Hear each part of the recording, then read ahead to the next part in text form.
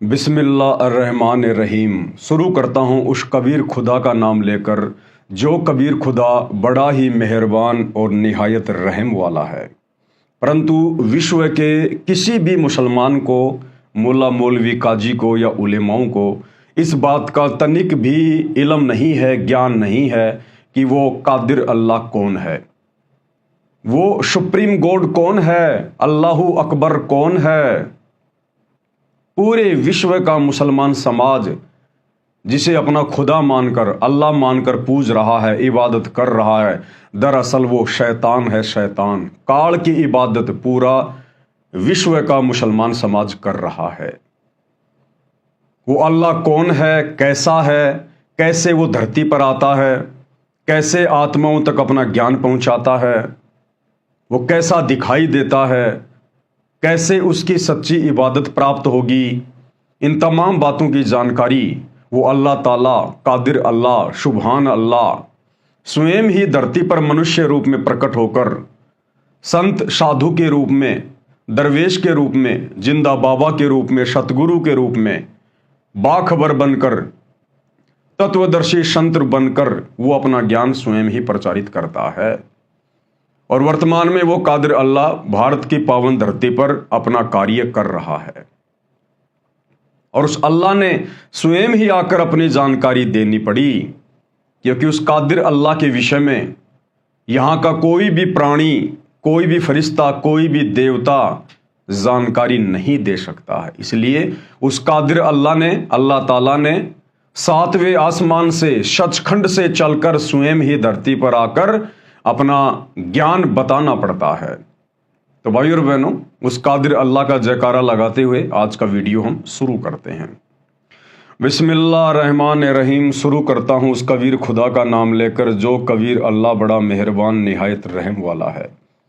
परम पिता परमात्मा, सारी सृष्टि के रचनहार, कुल मालिक, असंख्य ब्रह्मांडों के स्वामी, जगत गुरु, तीनों लोकों में प्रवेश करके सबका भरण पोषण करने वाले राजाधिराज, आत्माधार, नाथों के नाथ, देवों के देव महादेव, सर्वेश्वर महेश्वर, मृत्युंजय, अजरो अमर, आदि अनादि, सनातनी प्रभु, जगत पिता जगदीश्वर, श्री श्री 1008 की उपाधि के वास्तविक अधिकारी, अकाल मूर्त सौद स्वरूपी राम वासुदेव, सर्वगतम ब्रह्म, परम पूज्य, प्रथम पूज्य, परम संत, परम पुरुष, परम धनी, परम दयालु, सत्य कबीर, हक्का कबीर, अल्लाहु कबीर, अल्लाहु अकबर, बाखबर, अल्लाह ताला, जगत के तारणहार, जगत के मुक्तिदाता, जगत के जगन्नाथ, हारे के सहारे, हिंदुओं के राम, मुसलमानों के अल्लाह, सिखों के वाहिगुरु, ईसाइयों के मसीह, दया के सागर दया निधि, करुणा के सागर करुणा निधि, स्वयंभू परिभू, संकट मोचन, कष्ट हरण, मंगल करण, दुख भंजन, अविगत कबीर, निर्विकार निर्विषम परमात्मा,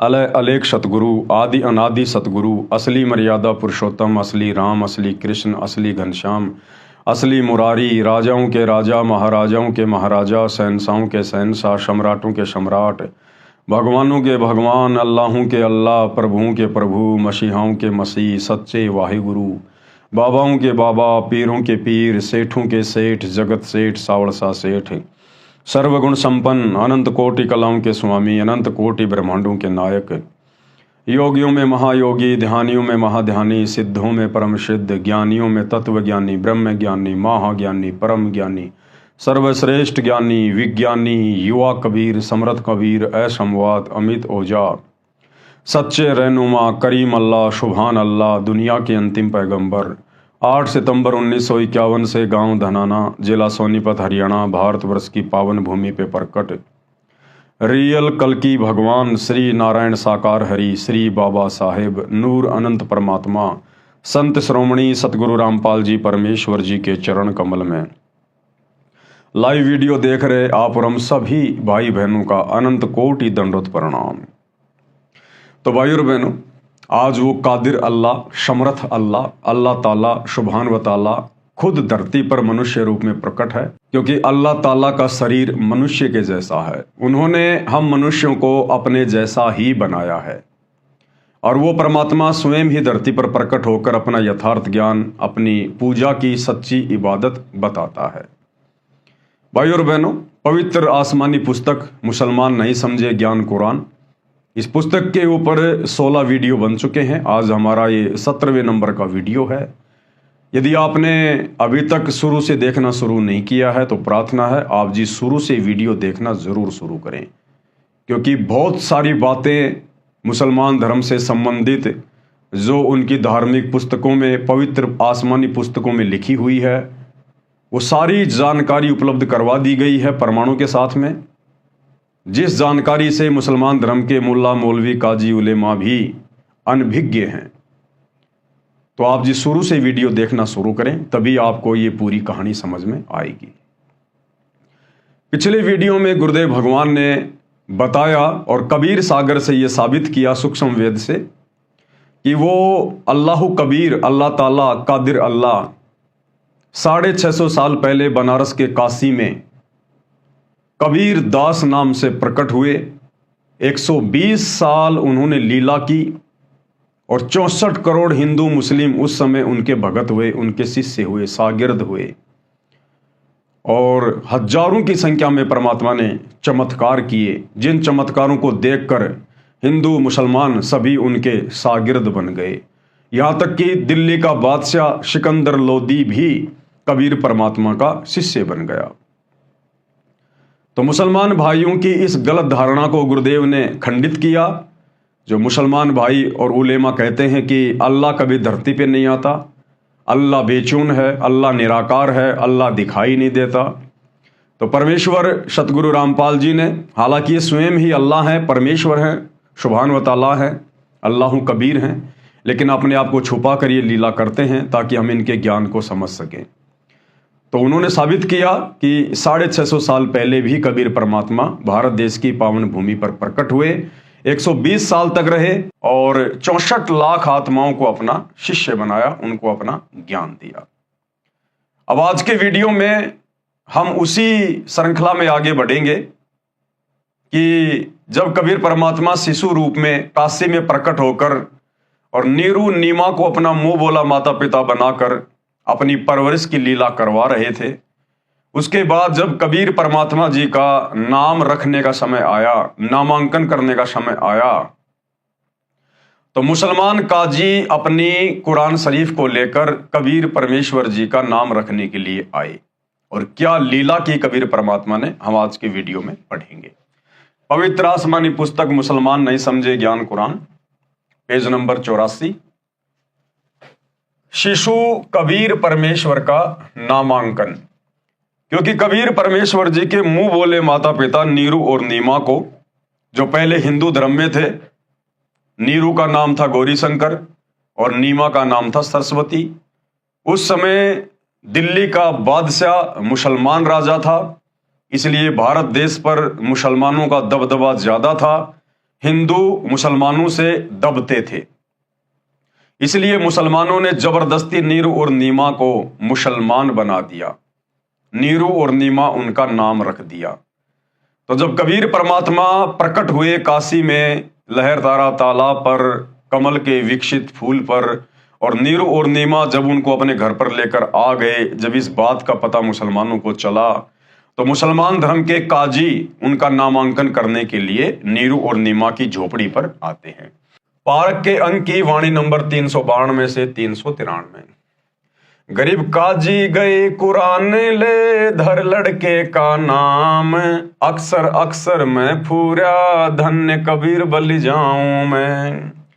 काजी अपनी कुरान शरीफ को लेकर और नीरू और नीमा के बच्चे का, जो कि स्वयं परमात्मा उनके घर में आए हुए थे लीला करने के लिए, उनका नाम रखने के लिए आ गए 2 पैसे के लालच में। और कबीर परमेश्वर ने ऐसी लीला दिखाई, उस पूरी कुरान के अंदर जो भी पेज वो काजी खोले नाम रखने के लिए, पूरी कुरान के अंदर कबीर कबीर कबीर कबीर कबीर कबीर, परमात्मा ने यही दिखाया पूरी कुरान के अंदर। तो गरीबदास जी कहते हैं, मैं अपने ऐसे समर्थ कबीर परमात्मा के ऊपर बलि बलि जाऊं, कुर्बान हो जाऊं मैं। गरीब सकल कुरान कबीर है, हरफ लिखे जो लेख, काशी के काजी कहें गई दीन की टेक। पूरी कुरान में कबीर परमात्मा ने कबीर कबीर कबीर कबीर ही नाम लिखे हुए दिखा दिए। और वो काशी के काजी जो परमात्मा का नामांकन करने आए थे कुरान को पटक कर कि भाई इस बच्चे में तो कोई प्रेत आत्मा है, क्योंकि वो परमात्मा की महिमा को क्या समझे नादान, और कहा कि इस बच्चे में कोई प्रेत आत्मा है, इन्होंने तो हमारी कुरान को भी भ्रष्ट कर दिया। वहीं कुरान को पटक के काजी भाग गए। सरलार्थ, नीरू तथा नीमा पहले हिंदू ब्राह्मण ब्राह्मणी थे, इस कारण लालचवश ब्राह्मण लड़के का नाम रखने आए। उसी समय काजी मुसलमान अपनी पुस्तक कुरान शरीफ को लेकर लड़के का नाम रखने के लिए आ गए। उस समय दिल्ली में मुगल बादशाहों का शासन था जो पूरे भारतवर्ष पर शासन करते थे, जिस कारण हिंदू समाज मुसलमानों से दबता था। काजियों ने कहा लड़के का नामकरण हम मुसलमान विधि से करेंगे, अब ये मुसलमान हो चुके हैं। ये कहकर काजियों में मुख्य काजी ने कुरान शरीफ पुस्तक को कहीं से खोला। उस पृष्ठ पर प्रथम पंक्ति में प्रथम नाम कबीरन लिखा था। काजियों ने सोचा कबीर नाम का अर्थ बड़ा होता है, इस छोटे जाति जुलाहे अर्थात धानक के बालक का नाम कबीर रखना शोभा नहीं देगा। वो अपने स्वार्थ के लिए आए थे और कबीर नाम को इन्होंने बड़ा कहकर संबोधित कर रखा है। ये अरबी का शब्द बताया गुरुदेव ने, कबीर का मतलब बड़ा, और बड़ा तो है ही भाई, क्योंकि कबीर भगवान सबसे बड़ा है, इसलिए अर्थ भी उसका बड़ा ही है। तो मुसलमानों ने देखा कि ये कबीर नाम तो बड़े घरानों के बच्चों का नाम रखने योग्य है, अगर उनका नाम रखेंगे कबीर तो हमें ज्यादा दान दक्षिणा मिलेगी। और ये तो छोटी जाति का आम मुसलमान है, आम धानक है, इसके बच्चे का नाम यदि कबीर रखेंगे तो शोभा नहीं देता। लेकिन परमात्मा ने तो अपना नाम कबीर ही रखवाना था। ये तो उच्च घरानों के बच्चों के नाम रखने योग्य है। शिशु रूपधारी परमेश्वर काजियों के मन को दोष को जानते थे। उन काजियों के मन में क्या दोष था, क्या लोभ लालच था, परमात्मा जानते थे। काजियों ने पुनः पवित्र कुरान शरीफ को नाम रखने के उद्देश्य से खोला। उन दोनों पृष्ठों पर कबीर कबीर कबीर अक्षर लिखे थे, अन्य लेख नहीं था। काजियों ने फिर कुरान शरीफ को खोला, उन पृष्ठों पर भी कबीर कबीर कबीर अक्षर ही लिखा था। काजियों ने पूरी कुरान का निरीक्षण किया तो उनके द्वारा लाई गई कुरान शरीफ में सारे अक्षर कबीर कबीर कबीर कबीर हो गए। काजी बोले इस बालक ने कोई जादू मंत्र करके हमारी कुरान शरीफ को ही बदल डाला। तब कबीर परमेश्वर शिशु रूप में बोले, कबीर परमात्मा अल्लाह कबीर अल्लाह ताला जो लीला कर रहे थे शिशु रूप में, तो कबीर परमात्मा जी ने शिशु रूप में क्या कहा, हे काशी के काजियों, मैं कबीर अल्लाह अर्थात अल्लाह अकबर हूं, मेरा नाम कबीर ही रखो। काजियों ने अपने साथ लाई कुरान को वहीं पटक दिया तथा चले गए। बोले इस बच्चे में कोई प्रेत आत्मा बोलती है। परमात्मा ने कहा भैया इस कलयुग में मेरा कबीर नाम ही चलेगा, तुम चाहे कितनी कोशिश कर लो, मेरा कबीर नाम ही रहेगा। तो काजी समझ नहीं पाए परमात्मा की लीला को और उल्टा परमात्मा में दोष देखकर कि इसमें कोई प्रेत आत्मा बोलती है, कुरान को वहीं पटक कर कि इसने तो हमारी कुरान को भी खंडित कर दिया और चले गए। उसके बाद शिशु कबीर देव द्वारा कुंवारी गाय का दूध पीना। वेदों में जो परमात्मा की महिमा लिखी हुई है कि जब वो परमात्मा पृथ्वी पर शिशु रूप में प्रकट होता है अपनी लीला करने के लिए, उस समय परमात्मा की परवरिश कुंवारी गायों के दूध से होती है। पारक के अंक की वाणी नंबर 394 से 327। गरीब शिव उतरे शिवपुरी से अविगत बदन विनोद, मैं के कमल खुशी भये लिया इसको गोद। गरीब नजर नजर से मिल गई किया इस परिणाम, धन्य नीरू मोमिन धन्य नीमा धन्य काशी निकाम। गरीब 7 बार चर्चा करी बोले बालक बहन, शिव को कर मस्तक धर्या ल्या मोमिन एक धेन। गरीब अन ब्यावर को दूहत है दूध दिया तत्काल, पीवे बालक ब्रह्म गति तहां शिव भय दयाल। क्या लीला की परमात्मा ने। सरलार्थ, बालक कबीर को दूध पिलाने की कोशिश नीमा ने की तो परमेश्वर ने मुख बंद कर लिया।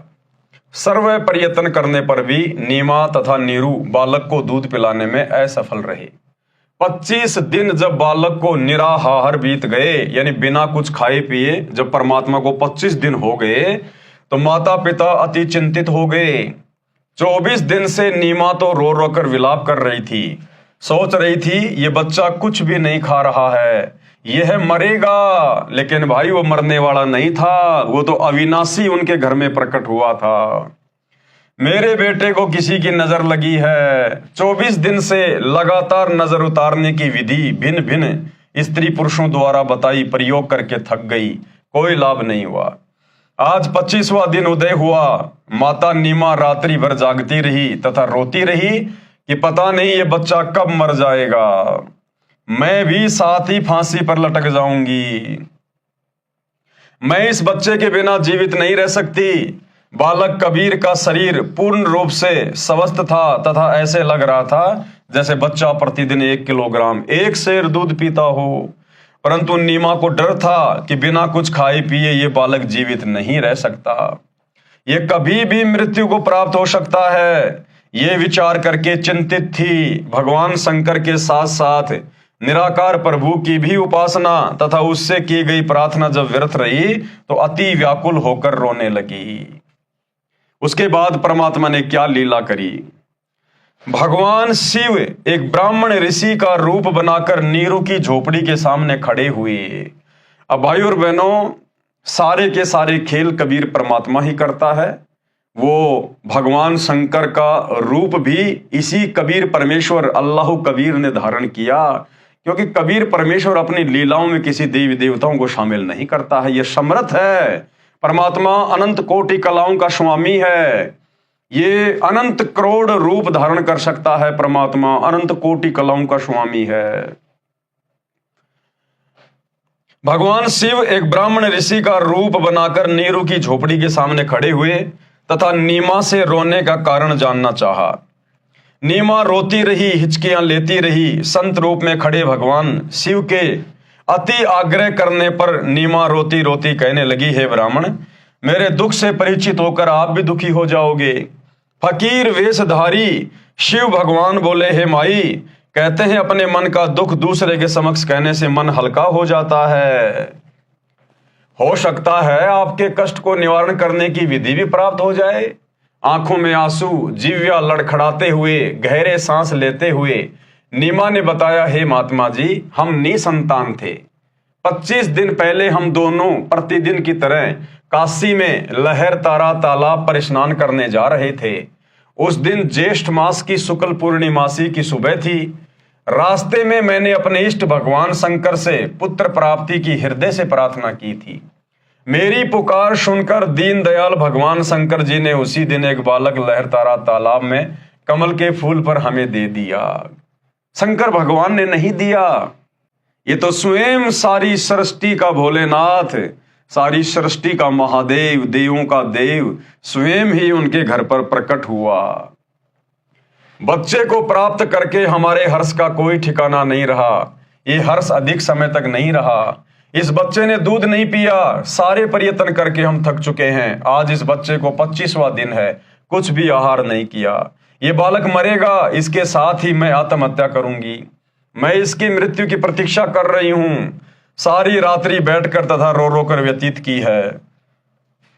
मैं भगवान शंकर से प्रार्थना कर रही हूं कि हे भगवान, इसे अच्छा तो ये बालक ना देते।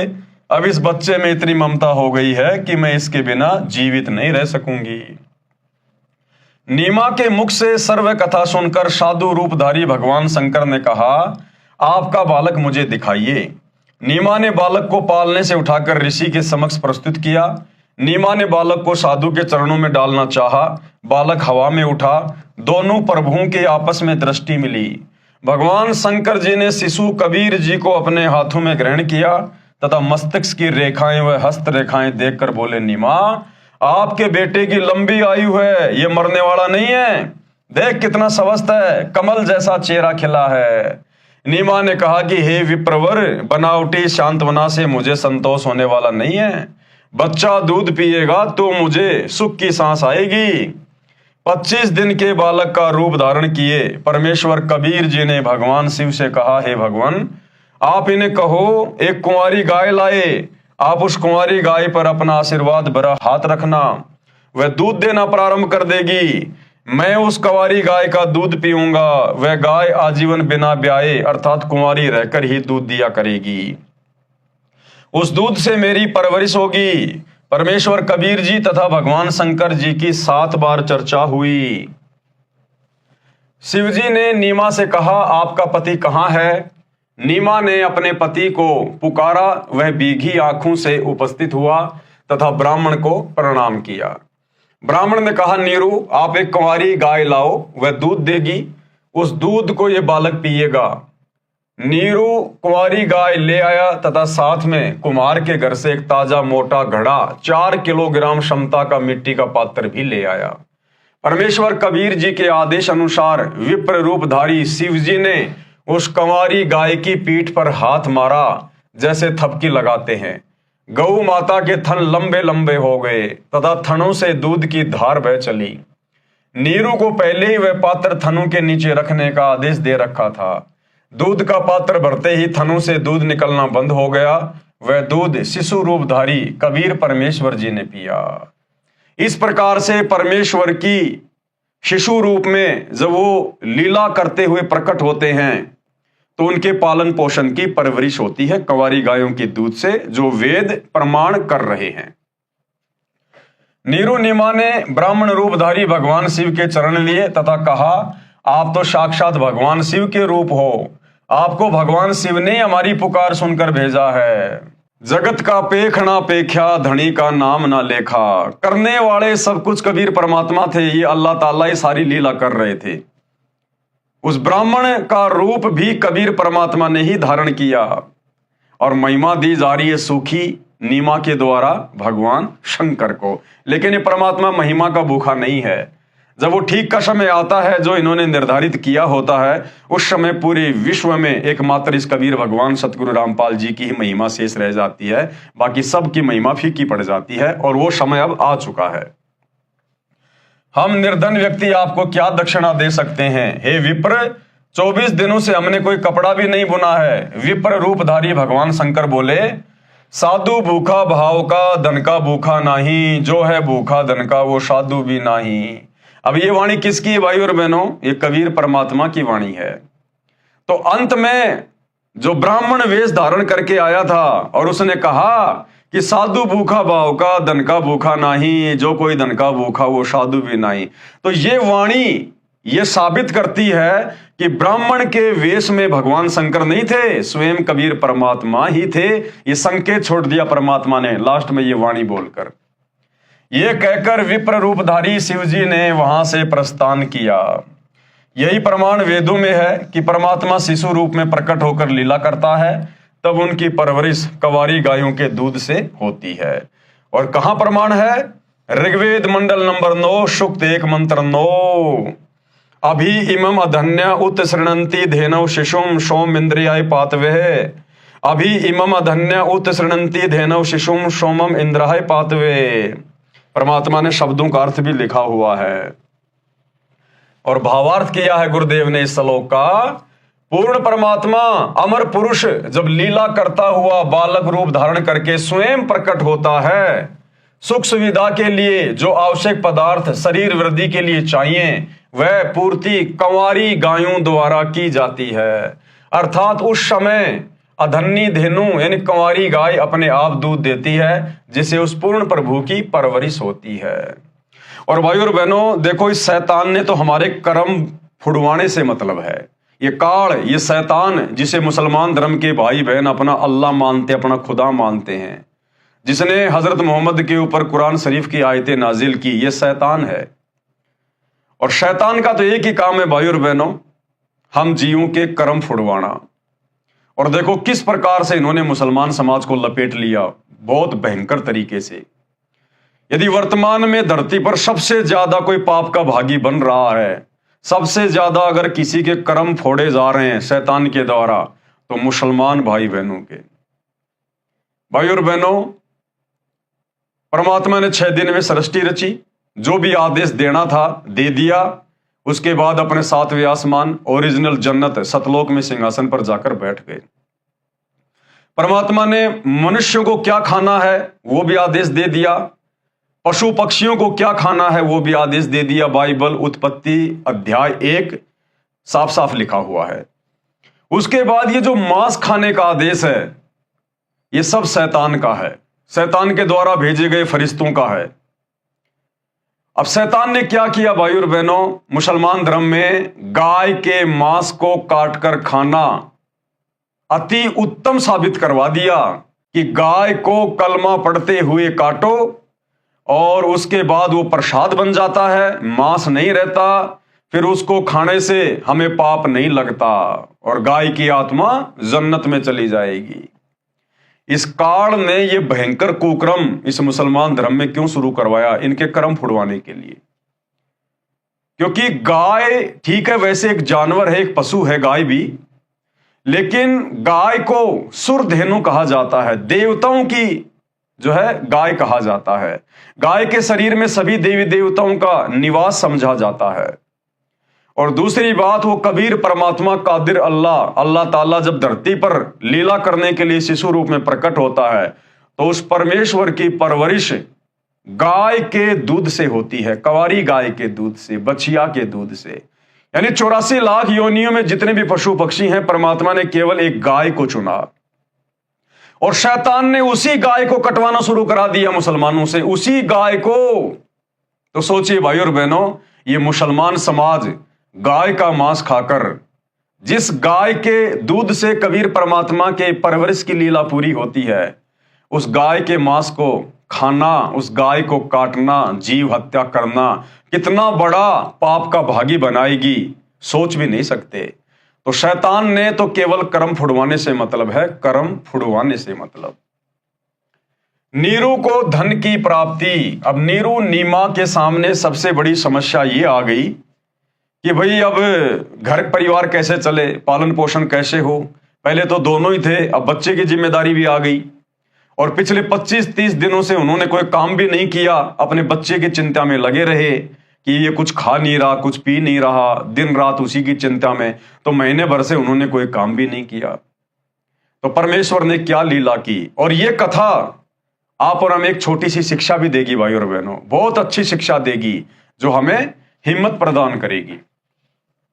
बालक की प्राप्ति से पहले दोनों जने पति पत्नी मिलकर कपड़ा बुनते थे।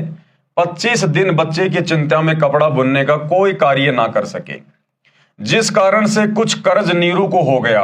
यानी नीरू ने 25 दिन तक कोई काम नहीं किया, तो अपने अड़ोसियों पाड़ोसियों से, जुलाहों से कुछ पैसे उन्होंने उधार लिए अपना घर चलाने के लिए, तो उनके ऊपर कर्जा हो गया।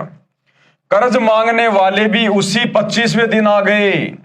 देखो भाई और बहनों, बहुत बड़ी शिक्षा है, बहुत बड़ी शिक्षा।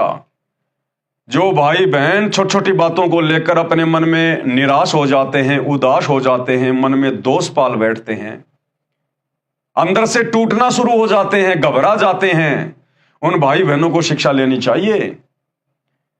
आप और हम कबीर परमात्मा की भक्ति कर रहे हैं, जो कबीर परमात्मा नीरू और नीमा के घर पर प्रकट हुए थे, जिनकी हम एक कथा सुन रहे हैं, अमर कथा। भगवान जिनके घर में उनके बच्चे के रूप में प्रकट हो गया। आप और हम बहुत सारे भाई बहन तो अभी तक अपने गुरुदेव भगवान के साक्षात दर्शन भी नहीं कर पाए, उनके चरणों को स्पर्श करने का मौका भी नहीं मिला, और ना जाने आगे मिलेगा या नहीं मिलेगा 2028 के बाद। और वो कबीर परमात्मा नीरू और नीमा की गोद में दिन रात खेल रहा है, उनके सीने से लगा हुआ है। यानी आने वाले समय में 2028 के बाद जब इस कबीर परमात्मा की महिमा पूरे विश्व में प्रकट होगी, सतगुरु रामपाल जी भगवान की, तो हो सकता है लोगों को इनके चरण स्पर्श करने का भी उम्र मौका ना मिले। किलोमीटर 2 किलोमीटर दूर से ही हो सकता है दर्शन करने पड़े, और दर्शन करने का नंबर भी हो सकता है साल 6 महीने में एक बार आए, या फिर टीवी चैनलों पे ही आशीर्वाद लेना पड़े। वो कबीर भगवान नीरू और नीमा की गोद में दिन रात 24 घंटे उनके सीने से लगकर और उनको असीम शांति प्रदान कर रहा है। उनके घर में उनके बच्चे के रूप में जब चाहो प्यार करो, लाड करो, सीने से लगाओ।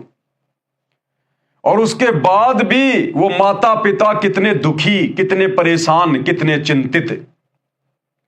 कर्जा उनके ऊपर हो गया और मांगने वाले बार बार उनको धमकी देके जा रहे हैं कि फला फला दिन यदि हमारा पैसा नहीं दिया तो देख लेना, फिर झोपड़ी से बाहर निकाल देंगे। तो सोचिए, जिनके घर में सारी सृष्टि का भगवान परमात्मा कादिर अल्लाह, अल्लाहू अकबर बैठा हुआ है, जिसने पूरी सृष्टि को बनाया अपने एक शब्द से, इतना समर्थ वो जगत सेठ उस झोपड़ी में बैठा है नीरू नीमा की गोद में, और उस नीरू नीमा को लोग परेशान कर रहे, दुखी कर रहे हैं, उनके ऊपर कर्जा हो गया। सबसे ज्यादा गरीब 20-25 दिन से कोई काम धंधा भी नहीं कर पाए, और दिन रात उनको चिंता सता रही है कि मांगने वालों को क्या जवाब देंगे, दुखी करेंगे, बेइज्जत करेंगे, मार पिटाई भी कर सकते हैं, और आगे कैसे घर-बार चलेगा, कैसे परिवार का पालन पोषण होगा। कितनी चिंता उन माता पिता को जिनके घर में भगवान बैठा। तो आप और हम भगत भाई बहनों ने ये शिक्षा लेनी है। ये ना सोचना कि हम सतगुरु रामपाल जी भगवान इस कबीर परमात्मा की शरण में आ गए, घर में दरबार लगा लिया, तो कबीर परमात्मा एक ही दिन में हमारे भंडारे भर देगा, या एक ही दिन में परमात्मा हमें सारी चिंताओं से मुक्त कर देगा। ये तो कर सकता है, इसका नाम चिंतामणि है, चिंता हरण है, कष्ट हरण है, मंगल करण है, दुख भंजन है। ये तो एक सेकंड भी ना लगाए परमात्मा। लेकिन आप और हमारे कर्म युगों युगों से इस शैतान ने इतने बिगाड़ रखे हैं, अब वो धीरे धीरे सेट करने पड़ रहे हैं परमात्मा ने। तो हमने कभी भी अपने मन में ये दोष नहीं पालना है। यदि हमारे ऊपर छोटी मोटी कोई समस्या आ जाए, कोई कर्जा हो जाए, कोई उधार हो जाए, या अन्य कोई टेंशन बन जाए, छोटी मोटी कोई आपत्ति विपत्ति परेशानी आ जाए, तो हम भगत भाई बहनों ने अपने गुरुजी में और उनकी भक्ति में किसी प्रकार का कोई दोष शौपन में भी नहीं देखना है। ये परमात्मा अपने हिसाब से अपनी लीला करता है, ये अपने हिसाब से अपने भगत को चलाता है। ये तो एक सेकंड में अपने भक्तों को सेठ बना दे, लेकिन सेठ बना दिया, अगले दिन किसी के भाव इस भक्ति में नहीं रहेंगे। ये माया, ये धन, ये संपत्ति सबसे ज्यादा बाधा उत्पन्न करती है परमात्मा की भक्ति में। हमारे भाव नहीं बनने देगी, हमारी वो श्रद्धा नहीं बनेगी जो श्रद्धा परमात्मा बनवाना चाहते हैं। तो जिस घर में परमात्मा साक्षात प्रकट शिशु रूप में 24 घंटे माता पिता के सीने से लग के रहता है, और उस घर में समस्याओं का पहाड़ टूटा हुआ है, चिंताओं पर चिंताएं, एक चिंता हटती है दूसरी सामने आ जाती है, एक परेशानी समाप्त हुई दूसरी सामने आ जाती है। तो आप और हम भगत भाई बहनों ने वर्तमान में ज्ञान को आधार बनाकर अपनी आत्मा के कल्याण के लिए भक्ति करनी है। केवल सुख सुविधाओं को मद्देनजर रख के भक्ति पर नहीं लगे रहना है। जब समय आएगा, धीरे धीरे हमारी भक्ति आगे बढ़ेगी, परमात्मा हमसे प्रसन्न होंगे, उस समय परमात्मा हमारी सारी चिंताओं को भी समाप्त करेगा और हमें बिल्कुल एक नॉर्मल स्थिति में भी लेकर आएगा। तब तक हमने इंतजार करना है और विश्वास करना है। तो देखिए, जिनके घर में परमात्मा और उस घर की क्या हालत हो रही है। बालक की प्राप्ति से पहले दोनों जने पति पत्नी मिलकर कपड़ा बुनते थे। 25 दिन बच्चे की चिंता में कपड़ा बुनने का कार्य नहीं कर सके, यानी इतनी चिंता माता को, जिस कारण से कुछ उधार नीरू को हो गया, कर्ज हो गया। कर्ज मांगने वाले भी उसी 25वें दिन आ गए तथा बुरी भली कहकर चले गए। जिस घर में भगवान बैठा है उस घर में नीरू और नीमा को धमका के चले गए वो कर्जा मांगने वाले कि फला फला दिन यदि हमारा पैसा नहीं लौटाया तो हमसे बुरा और कोई नहीं होगा। अब सोचिए, वो नीरू नीमा कितने ज्यादा दुखी होंगे, कितने ज्यादा परेशान होंगे, कितने चिंतित होंगे। कुछ दिन तक कर्ज न चुकाने पर यातना देने की धमकी सेठ ने दे डाली। धमकी भी दे गए कि फला फला दिन यदि हमारा पैसा नहीं दिया तो झोपड़ी खाली करवा देंगे, हम ध्यान रखना इस बात का।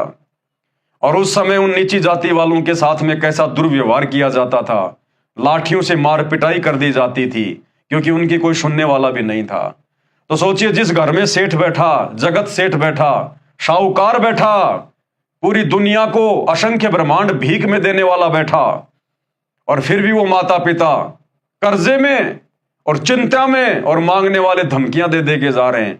तो आप और हमारे ऊपर यदि वर्तमान में थोड़ी बहुत कोई समस्या आ भी रही है भगवान की भक्ति लेने के बाद, तो हमने इन कथाओं को आधार बनाकर जीना है। दोनों पति पत्नी अति चिंतित हो गए, अपने बुरे कर्मों को कोसने लगे। एक चिंता का समाधान होता है, दूसरी तैयार हो जाती है। माता पिता को चिंतित देख बालक बोला, हे माता पिता, आप चिंता ना करो, आपको प्रतिदिन एक सोने की मोहर 10 ग्राम सोना पालने के बिछौने के नीचे मिलेगी।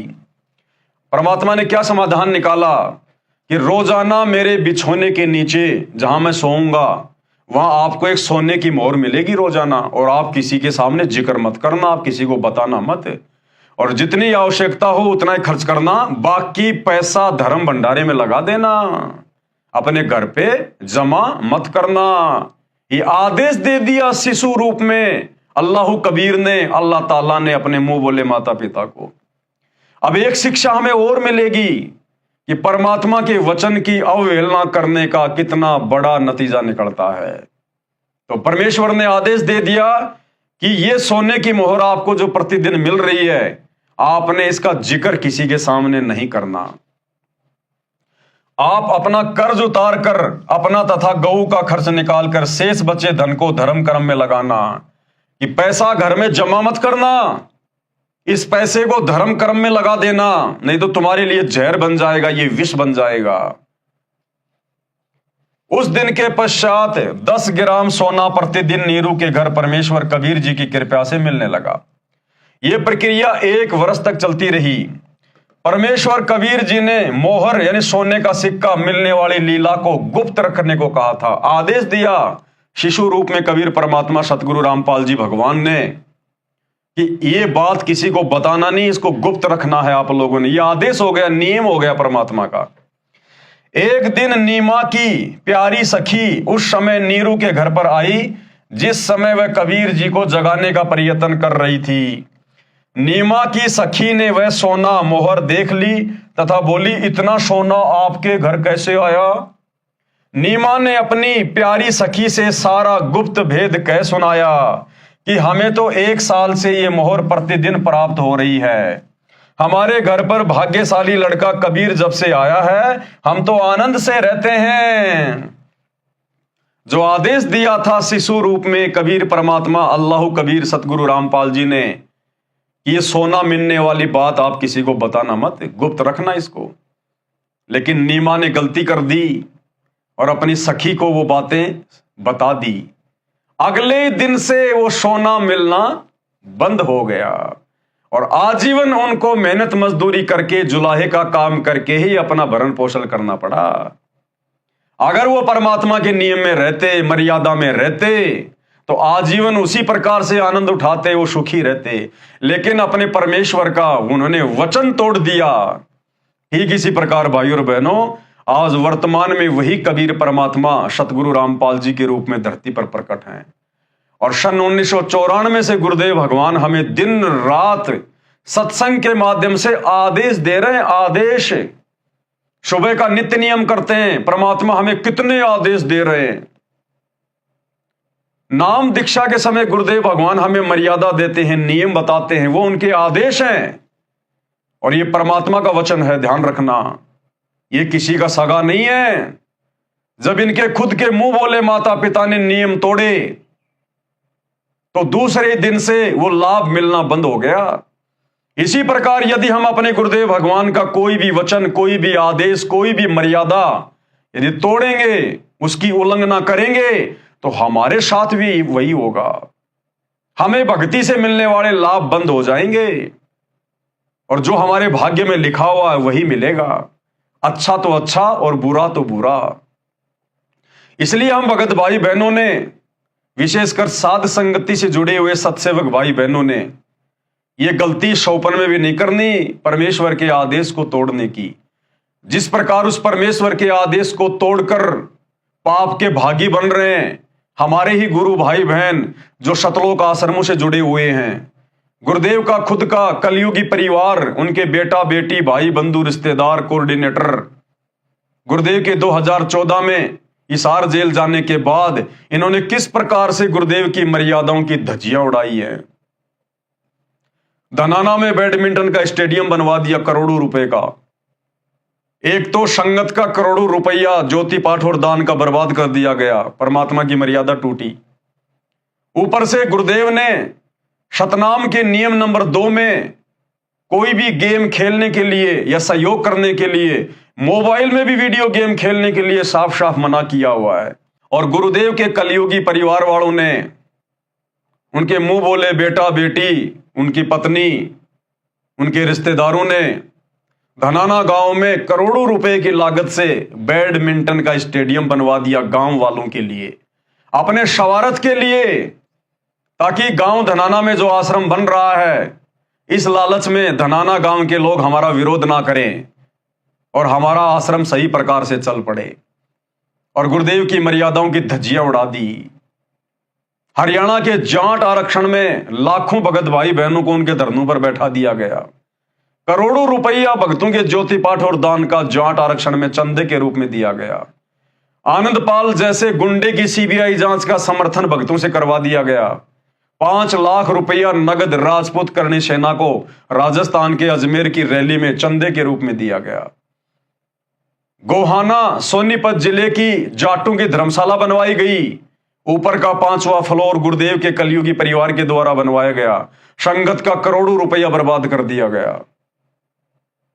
अयोध्या में जाकर काल उपासकों के लिए, जो रामलला के दर्शन करने के लिए आ रहे थे, उनके लिए 1 महीने तक वहां भंडारा लगवा दिया। काल उपासना में, आन उपासना में सहयोग कर दिया गया। और भी बहुत सारे कुक्रम जो अक्सर दास आपको बताता ही रहता है। तो सोचिए भाई और बहनों, जहां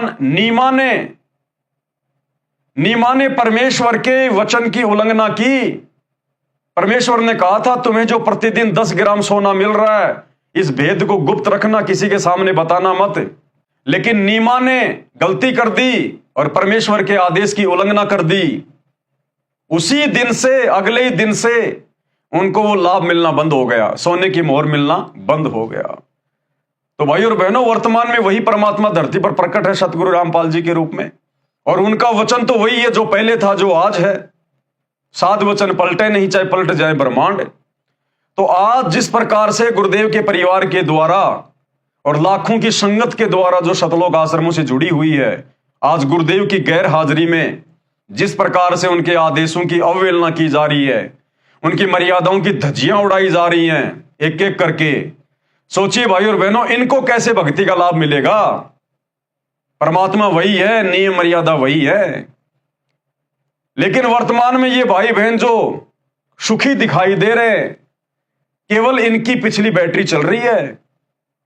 जब तक इन्होंने मर्यादा में रहकर भक्ति की, दान पुण्य किया, केवल इनकी वो कमाई चल रही है। वर्तमान में गुरुदेव का आशीर्वाद इनके ऊपर नहीं है। इन सब के नाम खंडित हैं, क्योंकि इन्होंने 1 नहीं 2 नहीं सैकड़ों बार परमेश्वर की मर्यादाओं को पैरों तले रौंदा है। तो आने वाले समय में इन भाई बहनों को दुखों का सामना भी करना पड़ेगा। युग परिवर्तन के दौरान, जो आने वाले समय में बहुत ही नजदीक है, 2028 समय निश्चित है। तो हम सत्सेवक भाई बहनों ने शिक्षा लेते हुए आगे बढ़ना है। हमने शौपन में भी अपने गुरुदेव भगवान की मर्यादाओं को टूटने नहीं देना है। भाई घर छूटो चाहे जग रूठो, चाहे रूठो ये संसारा हो, कौन सुनेगा फिर काल लोक में, जब गुरु रूठ गया मारा हो। नीमा की सखी ने वह सोना मोहर देख ली तथा बोली, इतना सोना आपके पास कैसे आया? नीमा ने अपनी प्रिय सखी से सारा गुप्त भेद कह सुनाया कि हमें तो 1 साल से ये मोहर प्रतिदिन प्राप्त हो रही है। आदेश तोड़ दिया परमात्मा का, मर्यादा तोड़ दी। हमारे घर पर भाग्यशाली लड़का कबीर जब से आया है, हम तो आनंद से रह रहे हैं। अगले दिन ही सोना मिलना बंद हो गया। अगले दिन वो सुविधा बंद हो गई, परमात्मा का वचन तोड़ते ही। नीरू तथा नीमा दोनों मिलकर कपड़ा बुनकर अपने परिवार का पालन पोषण करने लगे। बड़ा होकर बालक कबीर भी पिता के काम में हाथ बटाने लगा। थोड़े ही समय में अधिक बुनाई करने लगा। शिशु कबीर की सुन्नत करने का असफल प्रयत्न।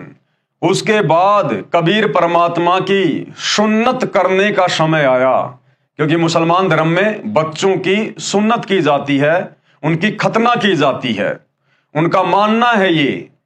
अब ये सुन्नत की परंपरा कहां से शुरू हुई, कैसे शुरू हुई, इसके पीछे का भी एक इतिहास है जो सतगुरु रामपाल जी ने अपनी पुस्तक में लिख रखा है, सत्संगों में कह रखा है। अगर आगे इस पुस्तक में उसका कहीं जिक्र आएगा तो आप जियों को जरूर बताएंगे, अन्यथा दास ने वीडियो बना रखा है गुरुदेव के आशीर्वाद से कि मुसलमान धर्म में सुन्नत की परंपरा, टोपी पहनने की परंपरा और मूछें कटवाने की परंपरा कैसे शुरू हुई। हजरत मोहम्मद जी ने क्या वो गलती की थी जिस गलती के कारण उनकी पत्नी खदीजा ने उनको सजा दी थी, उनकी मूछें कटवा दी थी, उनके बालों की जो चोटी होती थी। पहले मुसलमान भाई बहन सब लंबे लंबे बाल रखा करते थे, हिंदुओं की तरह चोटी रखा करते थे। तो हजरत मोहम्मद की पत्नी खदीजा ने नाराज होकर हजरत मोहम्मद को सजा देने के लिए उनकी चुटिया कटवा दी, उनकी मूछें कटवा दी उनको बेइज्जत करने के लिए, और उनके लिंग के आगे की चमड़ी कटवा दी। ये सजा थी। इस बात को हजरत मोहम्मद ने मुसलमानों से छुपाया अपनी बेइज्जती के डर से, और उन्होंने ये 3 चीजें मुसलमान धर्म में एक पहचान के तौर पर शुरू करवा दी। शिशु कबीर की सुन्नत करने का असफल प्रयत्न। शिशु रूपधारी कबीर देव की सुन्नत करने का समय आया तो पूरा जन समूह संबंधियों का इकट्ठा हो गया। नाई जब शिशु कबीर जी के लिंग को सुन्नत करने के लिए कैंची लेकर गया तो परमेश्वर ने अपने लिंग के साथ एक लिंग यानी जो पेशाब इंद्री है और बना दिया। फिर उस सुन्नत करने को तैयार व्यक्ति की आंखों के सामने 3 लिंग और बढ़ते दिखाई दिए। कुल 5 लिंग एक बालक के देखकर वह सुन्नत करने वाला आश्चर्य में पड़ गया। तब कबीर जी शिशु रूप में बोले, भैया एक ही लिंग की सुन्नत करने का विधान है कि तुम्हारे मुसलमान धर्म में एक ही लिंग की, एक ही पेशाब इंद्री की सुन्नत की जाती है। बोल, शेष 4 की सुन्नत कहां करानी है, जल्दी बोल। शिशु को ऐसे बोलते सुनकर तथा 5 लिंग बालक के देखकर नाई ने अन्य उपस्थित व्यक्तियों को बुलाकर वह अद्भुत दृश्य दिखाया। परमात्मा ने लीला को जन्म देना था और नाई से कहा, भैया तुम्हारे धर्म में तो एक ही पेशाब इंद्री की, एक ही लिंग की सुन्नत करने का आदेश है ना। अब बता बाकी लिंग का कहां कराऊं सुन्नत में, जल्दी बोल, समय नहीं है मेरे पास में। तो जो मुसलमान नाई था वो बेचारा डर गया और उसने दूसरे जो मुसलमान वहां बैठे हुए थे उनको जाके बताया कि भाई देखो क्या चमत्कार हो गया, क्या लीला हो गई। और सारे लोग उठकर आए तो देखा कि एक ही बच्चे के 5-5 पेशाब इंद्री, 5-5 लिंग। सब बड़े आश्चर्य में पड़ गए। सर्व उपस्थित जन समूह ये देखकर अचंभित हो गया, आपस में चर्चा करने लगे, ये अल्लाह का कैसा कमाल है। एक बच्चे को 5 पुरुष लिंग, ये देखकर बिना सुन्नत किए ही चला गया। बच्चे के 5 लिंग होने की बात जब नीरू व नीमा को पता चला तो कहने लगे, आप क्या कह रहे हो, ये नहीं हो सकता। दोनों बालक के पास गए तो शिशु को केवल एक ही पुरुष लिंग था, 5 नहीं थे। परमात्मा ने लीला को वापस समेट लिया। तब उन दोनों ने उन उपस्थित व्यक्तियों से कहा, नीरू और नीमा ने, आप क्या कह रहे थे, देखो कहां है। बच्चे के 5 लिंग केवल एक ही है। उपस्थित सभी व्यक्तियों ने पहले आंखों देखे थे 5 पुरुष लिंग तथा उस समय केवल एक ही लिंग यानी पेशाब इंद्री को देखकर आश्चर्यचकित हो गए। उदाहरण बनाना था परमात्मा ने आज वर्तमान समय के लिए, और उस समय उन काजी मुल्लाओं को परमात्मा ने एक शिक्षा दी और क्या कहा। तब शिशु रूपधारी परमेश्वर बोले, हे भोले लोगो, वो कादिर अल्लाह, अल्लाह कबीर, अल्लाह ताला शिशु रूप में बोला, हे काशी के लोगों, आप लड़के का लिंग किस लिए काटते हो। क्या लड़के को बनाने में अल्लाह यानी परमेश्वर ने चूक कर दी जिसे आप ठीक करते हो। क्या आप परमेश्वर से भी बढ़कर हो। यदि आप लड़के के लिंग की चमड़ी आगे से काटकर सुन्नत करके उसे मुसलमान बनाते हो तो लड़की को मुसलमान कैसे बनाओगे। भाई मुसलमान धर्म में तो केवल लड़कों की सुन्नत की जाती है और कहते हैं भाई मुसलमान बन गया, तो लड़कियों की सुन्नत कैसे करोगे। इसका मतलब मुसलमान धर्म में जितनी भी लड़कियां हैं, माता बहनें हैं, वो तो सब हिंदू हैं, वो मुसलमान तो बनी नहीं, उनकी सुन्नत तो हुई नहीं। ना वो टोपी पहनती, ना उनके दाढ़ी मूंछ होती, ना उनकी सुन्नत हुई। तो मुसलमान धर्म में जितने भी माता बहनें वो तो सारी की सारी हिंदू हैं। तो परमात्मा कहते हैं नादानो, ये तुम्हारा मनमाना आचरण है, परमात्मा का ऐसा कोई विधान नहीं है। यदि मुसलमान धर्म के व्यक्ति अन्य धर्मों के व्यक्तियों से भिन्न होते तो परमात्मा ही सुन्नत करके लड़के को जन्म देता। हे भोले इंसानों, परमेश्वर यानी अल्लाह के सब प्राणी हैं। कोई वर्तमान में मुसलमान समुदाय में जन्मा है तो वह मृत्यु उपरांत हिंदू या ईसाई धर्म में भी जन्म ले सकता है। इसी प्रकार अन्य धर्मों में जन्मे व्यक्ति भी मुसलमान धर्म व अन्य धर्म में जन्म लेते हैं। ये धर्म की दीवारें खड़ी करके आपसी भाईचारा नष्ट मत करो। ये सर्व काल ब्रह्म की चाल है। ये शैतान का षड्यंत्र है सारा का सारा, तुम्हें आपस में धर्म की जंजीरों में बांध कर बांटने का। कलयुग से पहले अन्य धर्म नहीं थे। कलयुग से पहले द्वापर युग में कोई धर्म नहीं था, ना हिंदू, ना मुसलमान, ना सिख, ना ईसाई। त्रेता युग में कोई धर्म नहीं था। सतयुग में कोई धर्म नहीं था। अगर भगवान ने ही हिंदू मुसलमान बना के भेजने होते तो सतयुग में भी मुसलमान होते। सतयुग में भी सुन्नत का काम शुरू हो जाता। सभी लोग मूछें कटवाते, मुसलमान धर्म वाले टोपी पहनते।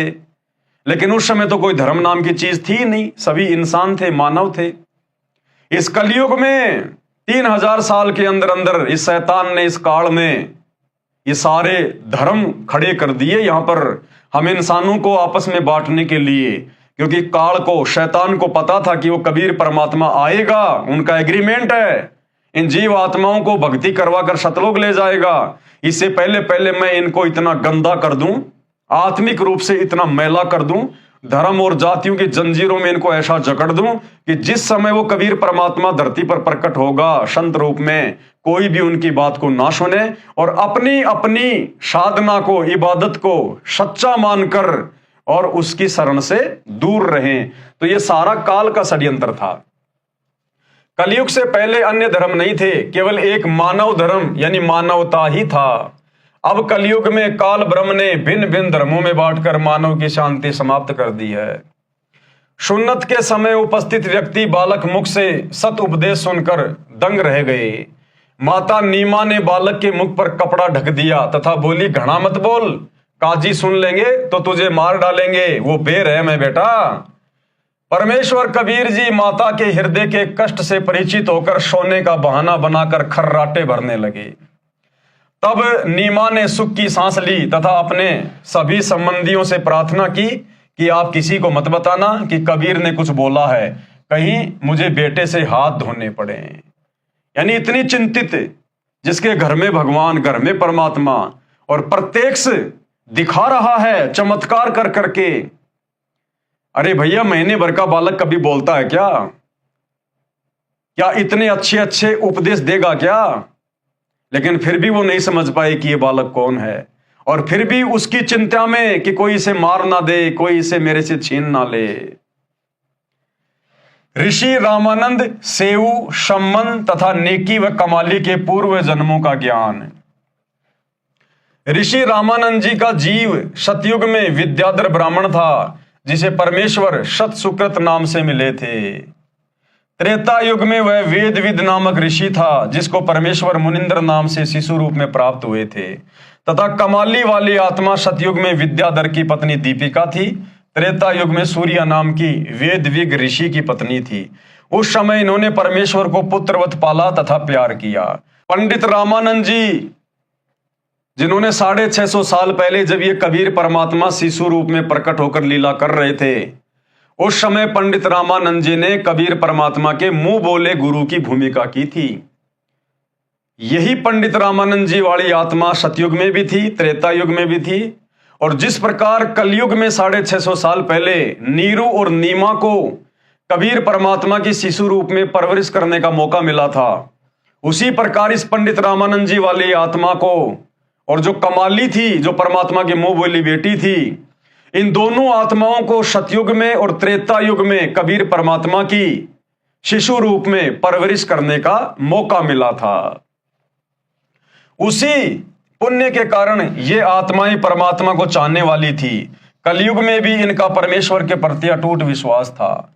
ऋषि रामानंद व कमाली वाली आत्माएं ही सतयुग में ब्राह्मण विद्याधर तथा ब्राह्मणी दीपिका वाली आत्माएं थी, जिन्हें ससुराल से आते समय कबीर परमेश्वर एक तालाब में कमल के फूल पर शिशु रूप में मिले थे। यही आत्माएं त्रेता युग में कौन? पंडित रामानंद की आत्मा और कमाली की आत्मा। त्रेता युग में वेदविग तथा सूर्या ऋषि दंपत्ति थे, जिन्हें परमेश्वर शिशु रूप में प्राप्त हुए थे। सम्मन तथा नेकी वाली आत्माएं द्वापर युग में काणु वाल्मीकि तथा उसकी पत्नी गोदावरी थी। नेकी और सम्मन ये दोनों द्वापर युग में जब परमात्मा करुणामय ऋषि के रूप में आए थे तो इन्होंने परमात्मा की परवरिश की लीला की थी। जिन्होंने द्वापर युग में परमेश्वर कबीर जी का शिशु रूप में पालन पोषण किया था, उसी पुण्य के फलस्वरूप परमेश्वर ने इन्हें अपनी शरण में लिया था। सेऊ यानी शिव वाली आत्मा द्वापर में ही एक गंगेश्वर नामक ब्राह्मण का पुत्र गणेश था, जिसने अपने पिता के घोर विरोध के पश्चात भी मेरे उपदेश को नहीं त्यागा था, तथा गंगेश्वर ब्राह्मण वाली आत्मा कलयुग में शेख तकी बना। यानी जो शेख तकी था, जो सिकंदर लोदी का धार्मिक गुरु था, वो द्वापर युग में सेऊ का पिता था। शेख तकी वाली आत्मा द्वापर युग में सेऊ का पिता था, और द्वापर युग में भी ये शेख तकी की आत्मा जो गंगेश्वर नाम से था, ये कबीर परमात्मा का घोर विरोधी था, घोर विरोधी, और कलयुग में भी घोर विरोधी ही रहा। वह द्वापर युग से ही परमेश्वर का विरोधी था। गंगेश्वर वाली आत्मा शेख तकी को काल ब्रह्म ने फिर से प्रेरित किया, जिस कारण से शेख तकी यानी गंगेश्वर कबीर परमेश्वर जी का शत्रु बना। भगत श्री काणु तथा गोदावरी का गणेश माता पिता तुल्य सम्मान करता था। रो रो कर कहता था, काश आज मेरा जन्म आप वाल्मीकि के घर होता। मेरे माता पिता काणु तथा गोदावरी भी गणेश से पुत्रवत प्यार करते थे, उनका मोह भी उस बालक में अत्यधिक हो गया था।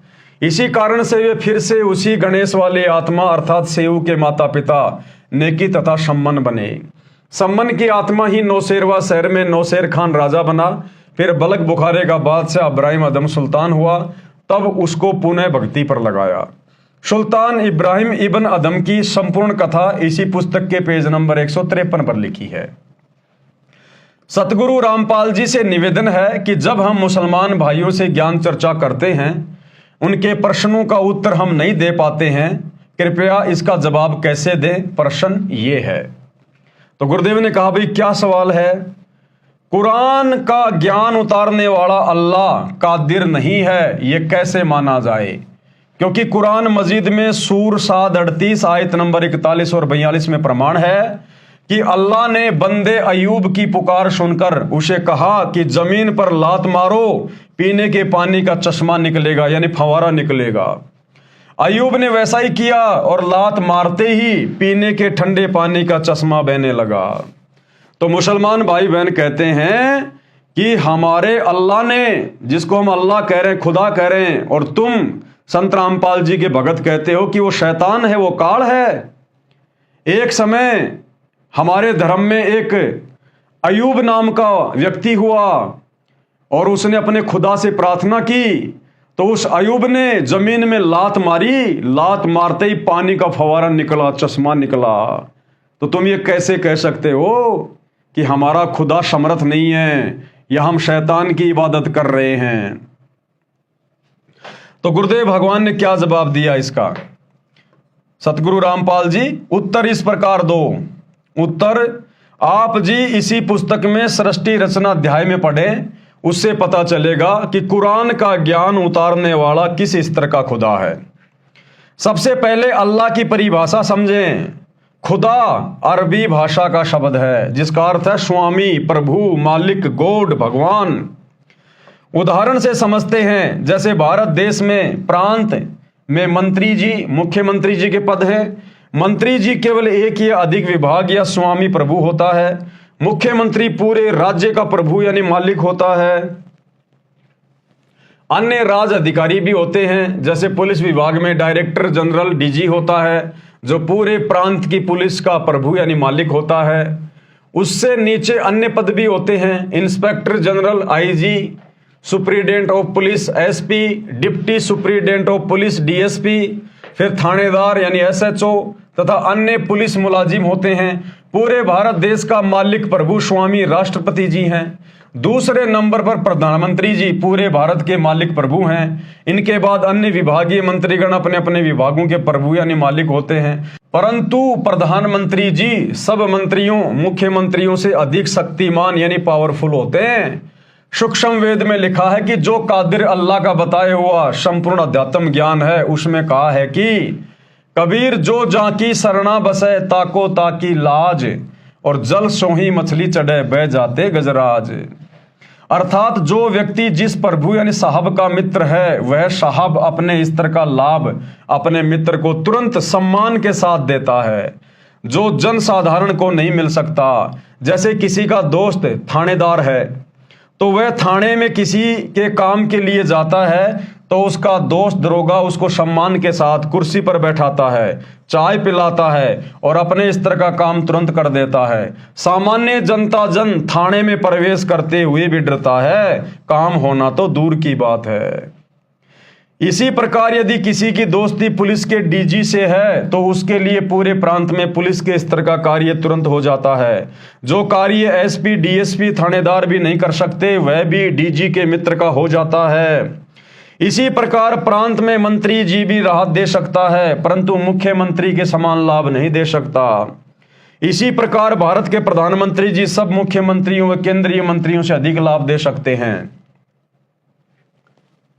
जिनकी दोस्ती प्रधानमंत्री से है, उसके काम देश में किसी भी स्तर के साहब के पास हो, निर्बाध बिना रोक टोक के हो जाते हैं। वाणी का अर्थ है कि जैसे मछली की जल से सच्ची दोस्ती है, जल की दरिया बह रही हो, उसमें चाहे 50 फुट का एकदम फाल है, ऐसे फाल पानी नीचे गिरने वाले स्थान को कहते हैं फाल। वहां पर पानी बहुत तेजी से नीचे गिरता है, उसके सामने यदि गजराज हाथियों में सबसे ताकतवर हाथी भी आ जाए, तो वह जल प्रवाह उस हाथी को भी बहा ले जाता है। परंतु मछली उस फाल के नीचे वाले स्तर पर बह रहे जल से ऊपर वाले स्तर पर यानी 50 फुट ऊपर सन्मुख सीधे चढ़ जाती है। यानी जल ने अपनी दोस्त मछली को अपने स्तर की सुविधा दे रखी है, जिसे हाथी प्राप्त नहीं कर सकता। जो जाकी सरना बसे ताको ताकी लाज, जल स्यों ही मछली चढ़ जाती और बह जाते गजराज।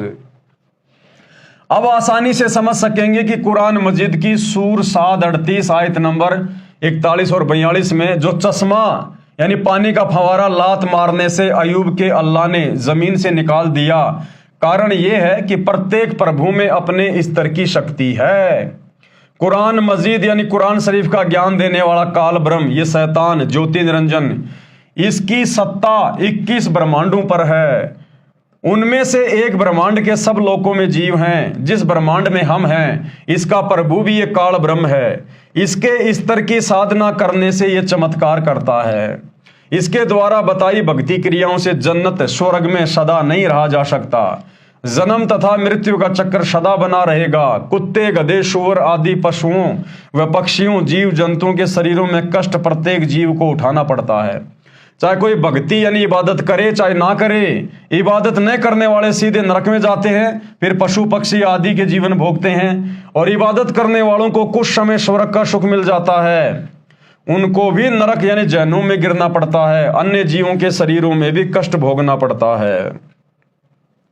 केवल सृष्टि उत्पन्न करने वाले कादिर अल्लाह, जिसे गीता अध्याय 8 श्लोक 3 में परम अक्षर ब्रह्म कहा है, तथा उसी की जानकारी इसी अध्याय के श्लोक नंबर 8, 10 तथा 20 व 22 में, तथा गीता अध्याय 15 श्लोक 17, गीता अध्याय 18 श्लोक 46, 61, 62 में, तथा अनेकों अन्य स्थानों पर गीता में है, तथा कुरान मजीद की सूर फुरकान 25 आयत नंबर 52 से 59, सूर बकरा 2 आयत नंबर 255 तथा अन्य अनेकों सूरों में, जिसको संपूर्ण जगत का उत्पत्ति करता परवरदिगार व शाश्वत अविनाशी बताया है, उसकी इबादत करने से साधक यानी भगत सदा रहने वाले सुख स्थान शतलोक को प्राप्त करता है। वहां जाने के पश्चात फिर कभी काल के लोक में जन्म नहीं लेता। गुरुदेव के कहने का मतलब है कि फायदा तो शैतान की भक्ति से भी मिलेगा, क्योंकि ये भी 21 ब्रह्मांड का राजा है, स्वामी है, भगवान है, साहब है। जिस प्रकार फायदा तो आपको एक थानेदार भी दे सकता है यदि आपका दोस्त है तो, लेकिन मुख्यमंत्री के स्तर का लाभ वो थानेदार नहीं दे सकता। अपने स्तर का लाभ तो थानेदार भी दे देगा, क्योंकि वो भी अपने स्तर पर अपने क्षेत्र में पावर लेकर बैठा है। इसी प्रकार लाभ तो ये शैतान भी दे देता है, क्योंकि ये भी किस ब्रह्मांड का प्रभु है, स्वामी है, राम है, खुदा है। लेकिन इसकी भक्ति से तुम्हारा जन्म मरण का रोग नहीं कटेगा। तुम जहन्नुम का वो कष्ट भोगने से नहीं बच सकते, नरक भोगने से नहीं बच सकते इस शैतान की इबादत से, जिसको तुम खुदा मान के, अल्लाह मान के पूज रहे हो। तो वो जो अयूब था, उस अयूब को जिस प्रकार से जमीन से वो जल प्राप्त हुआ ठोकर मारने से, तो ये जो मुसलमान जिसे अपना खुदा कह रहे हैं, अल्लाह कह रहे हैं, वो शैतान इतना छोटा मोटा लाभ दे देता है, ऐसे चमत्कार वो कर देता है, कोई बड़ी बात नहीं है, लेकिन वो तुम्हारा जन्म मरण का रोग नहीं मिटा सकता। जिस खुदा का भगत अयूब था शैतान का, उसी का भगत भीम था। यानी द्वापर युग में जो 5 पांडव थे, जिनमें एक भाई का नाम था भीम, तो भीम भी काल की भक्ति करता था, शैतान की भक्ति करता था द्वापर युग में। तो कहते हैं मुसलमान धर्म में वो अयूब नाम का भगत जिस खुदा की इबादत करता था, शैतान की, उसको खुदा समझ के, उसी का भगत भीम था। और महाभारत ग्रंथ में प्रकरण है कि भीम अपनी माता तथा पत्नी द्रौपदी तथा अन्य चारों भाइयों के साथ हिमालय पर्वत पर गए। जल का अभाव था, सब प्यास से व्याकुल हो गए। भीम ने पैर को मोड़कर गोडा जमीन पर मारा, पत्थरों से मीठे जल का चश्मा बह चला, फवारा निकल गया। उस स्थान को भीम गोडा कहते हैं, जो भारत के उत्तराखंड राज्य में हरिद्वार के पास में है। तो गुरुदेव कह रहे हैं ये तो कोई बड़ी बात नहीं है, ये छोटे मोटे चमत्कार करना ये तो शैतान के लिए कोई बड़ी बात नहीं है, लेकिन चमत्कार माध्यम से उसको खुदा मान लेना, अल्लाह अकबर मान लेना, ये हमारी नासमझी है। केवल ऐसे चमत्कार के होने से कादिर खुदा नहीं माना जा सकता। कादिर खुदा कबीर जी ने अपने भगत वीर देव सिंह बघेल काशी के नरेश के लिए जंगल में ऊंची सूखी पहाड़ी के ऊपर मीठे जल का तालाब बना दिया। 650 साल पहले जब कादिर खुदा अल्लाह कबीर दास नाम से काशी में प्रकट थे, और वीर देव सिंह बघेल जो काशी नरेश था, उन्होंने नाम दीक्षा ले ली थी कबीर जी से। और उसके बाद वो एक बार जंगल में शिकार करने गया, तो वहां पर इतनी भयंकर प्यास लगी जंगल में, कहीं कोई पानी नहीं मिला। अगर 10 मिनट पानी ना मिले तो सारे मर जाएं, इतनी भयंकर प्यास। तो कबीर परमात्मा भी उस दिन वीर देव सिंह बघेल के साथ में थे। तो परमात्मा ने फिर कहा कि भाई उस पहाड़ी के ऊपर जाकर देखो। तो वहां एक सैनिक गया, तो जाकर देखा वहां तो पानी का, ठंडे पानी का, मीठे पानी का, स्वच्छ पानी का पूरा तालाब बना हुआ है। काजू किशमिश सेव संतरे मौसमी आम अंगूर के पेड़ों के बाग लगे हुए हैं, और सब ने जाकर छिपकर पानी पिया और पेट भरकर उन्होंने फल फ्रूट खाए। तो ये है समर्थ अल्लाह। अरे अयूब के लिए अगर उसने जमीन से पानी का फवारा निकाल दिया, कौन सा चमत्कार हो गया। कबीर परमात्मा ने तो वीर देव सिंह बघेल के लिए तालाब का तालाब बना दिया पहाड़ के ऊपर। उसके चारों ओर फलदार वृक्षों के बाग लगा दिए, क्योंकि राजा तथा उसके साथ सैकड़ों सैनिक शिकार के लिए जंगल में बहुत आगे तक चले गए थे। वे सब भूख तथा प्यास से मरने वाले थे, प्राण जाने को हो गए थे। उनके जीवन की रक्षा की। इस करिश्मे के साथ साथ पूर्ण मोक्ष भी कबीर अल्लाह ने अपने भगत को पूर्ण मोक्ष भी प्रदान करता है। भगत को सदा सर्वश्रेष्ठ जन्नत में रहने के लिए स्थान देता है सतलोक में। ये चमत्कार तो कबीर परमात्मा कादिर खुदा अल्लाह कबीर करता ही करता है। उसके साथ साथ कबीर परमात्मा अपने भगत को जहन्नुम में नहीं जाने देता, जो उसकी सच्ची इबादत करता है। उसे 84 लाख योनियों में पशु पक्षी नहीं बनने देता, और उसे ओरिजिनल जन्नत सतलोक में भी पूर्ण मोक्ष देता है। जो जितना प्रभु यानी खुदा है, वह अपनी इज्जत रखने के लिए अपने भगत को अपने स्तर का लाभ देता है। कबीर अल्लाह ताला की समर्थता की अधिक जानकारी के लिए अध्याय हजरत आदम से हजरत मोहम्मद तक में पढ़ें, ढेर सारे प्रमाण, वो आगे हम पढ़ेंगे इस वीडियो में। अगला सवाल, कुरान मजीद की सूर 7:38 आयत नंबर 45 से 51 में हमारे यानी मुसलमानों के अल्लाह ने बताया है कि जो हमारे बंदों इब्राहिम और इसहाक और याकूब, इस्माइल और अल यश तथा जुल्किफ्ल जैसे नेक व परहेजदार होंगे, उनके लिए जन्नत के दरवाजे खुले होंगे। वे वहां पर तकिए लगाकर बैठेंगे। उनके खाने के लिए बहुत सारे मेवे व फल होंगे तथा पीने के लिए शराब होगी। अब बताओ, जन्नत में शराब और फिर कहते हैं जन्नत में सारे सुख है, वहां कोई दुख नहीं है। अरे जिस जन्नत में फ्री में शराब मिलती हो, तुम्हारा अल्लाह जिस जन्नत में तुम्हें फ्री में शराब पिलाता हो, फ्री में तुम्हारे सामने लड़कियां पेश करता हो, उस जगह कभी शांति हो सकती है? अरे जिस घर में, जिस गांव में कोई वेश्यावृत्ति का धंधा शुरू हो जाए, दारू का ठेका खुल जाए और लोगों को फ्री में खाने को मिले, वो गांव तो नरक बन जाता है, नरक। वहां तो बढ़वागिरी शुरू हो जाएगी, वेश्यावृत्ति शुरू हो जाएगी, तगड़ी नस्लें बिगड़ जाएंगी। और ये मुसलमान भाई कहते हैं हमारा अल्लाह जन्नत में जाने के बाद हमें फ्री में शराब पिलाएगा है, और फ्री में वहां पर हमारे लिए लड़कियां आएंगी, हम उम्र की लड़कियां आएंगी, और फिर कहते हैं वहां बहुत सुखी हैं। अब परमात्मा सदगुरु रामपाल जी बता रहे हैं क्या है वहां। खाने के लिए बहुत सारे मेवे तथा फल होंगे, तथा पीने के लिए शराब होगी, तथा उनके पास नीची निगाह रखने वाली शर्मीली हम उम्र की बीवियां यानी पत्नी होंगी, हम उम्र की। क्या इस जन्नत में भगत सदा सुख से नहीं रहेंगे? उत्तर दिया गुरुदेव भगवान ने, जहां पर शराब पीने को मिलती हो तो वहां कोई कैसे सुखी रह सकता है तथा कैसे सदा रह सकता है? आप जी इसी पुस्तक मुसलमान नहीं समझे ज्ञान कुरान में पेज नंबर 62 पर पढ़ें, पहले वीडियो बन चुका है। सर्वनाश के लिए शराब पीना पर्याप्त है। और उसके बाद गुरुदेव एक कथा सुना रहे हैं पुराणों से कि मुसलमान भाई बहन जो कह रहे हैं ना कि जब हम जन्नत में जाएंगे, जब कयामत के बाद हमें कब्रों से निकालकर जन्नत में भेजा जाएगा, तो वह हमारा अल्लाह हमें पीने के लिए फ्री में शराब देगा, हम उम्र की बीवियां देगा। तो परमात्मा कथा सुना रहे हैं कि नालायकों, एक तरफ तो तुम उसको जन्नत कह रहे हो और फिर कह रहे हो वहां फ्री में शराब मिलेगी। तो जहां शराब बिकती हो, जहां शराब पी जाती हो, वो जगह कभी भी खुशी नहीं दे सकती, वहां इंसान कभी भी सुखी नहीं रह सकता। एक घर में अगर कोई एक शराबी हो पूरे घर को बर्बाद कर देता है, एक गांव में अगर एक शराबी हो पूरे गांव की नींद हराम कर देता है। तो ऐसी जन्नत में सुख कहां, शांति कहां, जहां पर शराब फ्री में मिलती हो। पुराणों में कथा है स्वर्ग यानी जन्नत में हिंदू भाई कहते हैं स्वर्ग और मुसलमान उसको कहते हैं जन्नत। वहां पर नल तथा कुब्बर नाम के दो देवता थे जो कुबेर देवता के पुत्र थे।